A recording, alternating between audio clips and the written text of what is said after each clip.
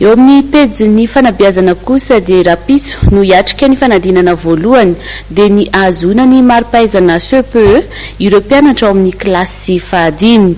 Ireo andro mialoha izany dia efa vonona avokoa ireo mpianatra indrindra fa ireo mpiadina izay hiatrika izay fanadinana voalohany izay.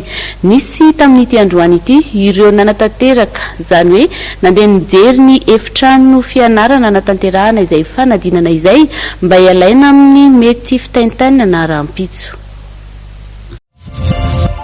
Hiatrika ny fanadinana CPE rapitso ireo kandida miisa 550 sy 750 sy 500 voasoratra anarana manerana ny nosy. Androany maro ireo nisafidy ny mijery ny efitrano anatanterahana ny fanadinana mba ahafana manamarina ny anarana raha ao anaty lisitra sy anamora ny fidirana rapitso. Hitany anarandry efa vonina tsara zany zao. Ina zany sosian'ny manina fitaovana efa tsara dony lesina rehetra mba tsisy irana rapitso. Efa vonina ny hiatrika ny fanadinana ireo kandida na dia misy aza ny taranja-mbola tsy dia voafehy tsara. Isan'ny atahoran'ireo kandida kely nanontaniana ny taranja kady tsy laza olana na ny opération sy ny problème.